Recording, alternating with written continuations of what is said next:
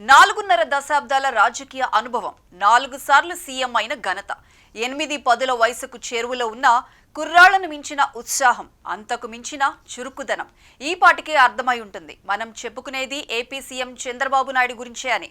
తన సుదీర్ఘ అనుభవంతో ఇప్పటికే అనేక సంస్కరణలతో దూసుకువెళ్తున్న చంద్రబాబు సీఎంగా పాస్ అయ్యారా, ఫెయిల్ అయ్యారా? అసలు ఆయన ప్రోగ్రెస్ రిపోర్ట్ ఏంటి? ఇప్పుడు ఇవన్నీ ఒక సంస్థ తేల్చింది. ఆ వివరాలేంటో చూసేద్దాం.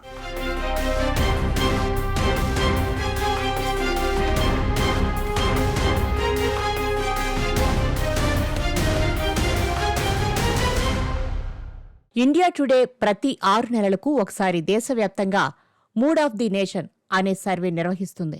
ఇందులో వివిధ అంశాలపై ప్రజాప్రతినిధులు సేకరిస్తారు. ముఖ్యంగా రాష్ట్ర ముఖ్యమంత్రుల పనితీరును కూడా అంచనా వేసి ర్యాంకులు కేటాయిస్తారు. గత ఏడాది ఆగస్టులో జరిగిన సర్వేలో ఏపీ సీఎం చంద్రబాబు 5వ స్థానంలో నిలిచారు.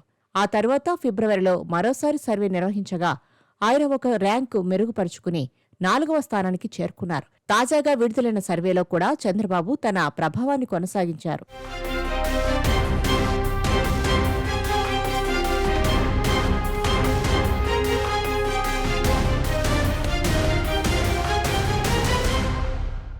ఇండియా టుడే తాజా సర్వే ఫలితాల్లో ఈసారి ఏపీ సీఎం చంద్రబాబు మంచి పురోగతి సాధించారు.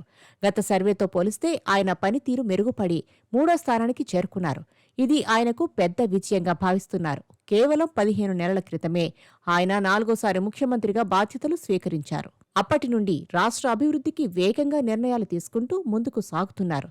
ఆ కృషి ఫలితంగా తక్కువ కాలంలోనే దేశంలో 3వ ర్యాంకు దక్కించుకోవడం విశేషంగా మారింది.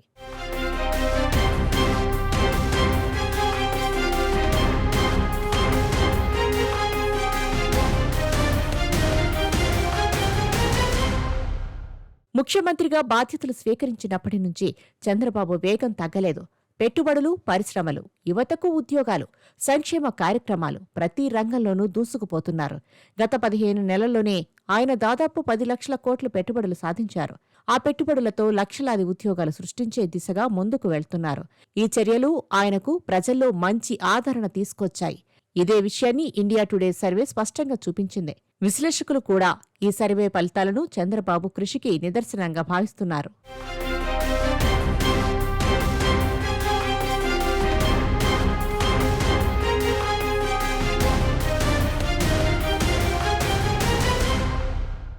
తాజాగా ఇండియా టుడే విడుదల చేసిన సర్వేలో దేశంలో అత్యుత్తమ ముఖ్యమంత్రిగా యూపీ సీఎం యోగి ఆదిత్యనాథ్ మళ్లీ మొదటి స్థానంలో నిలిచారు. 2వ స్థానంలో బెంగాల్ ముఖ్యమంత్రి మమతా బెనర్జీ ఉన్నారు. 6 నెలల క్రితం జరిగిన సర్వేలో కూడా ఈ ఇద్దరే అగ్రస్థానంలో ఉన్నారు.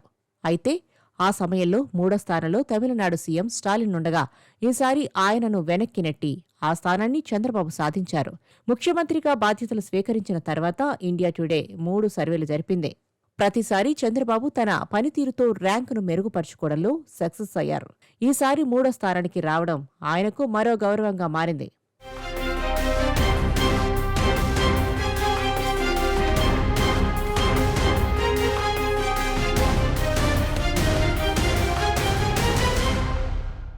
ఈ ఊపులో వచ్చే సర్వేలో చంద్రబాబు ఇంకా పై స్థాయికి చేరతారా లేదా అనే ఆసక్తి రాజకీయ వర్గాల్లో పెరిగింది.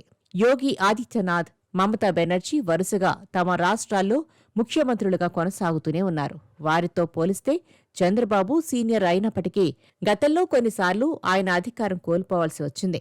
అందువల్ల ఇప్పుడు ప్రజాదరణలో వారికంటే కొంచెం వెనుకబడినట్టు కనిపిస్తున్నారని విశ్లేషకులు అంటున్నారు.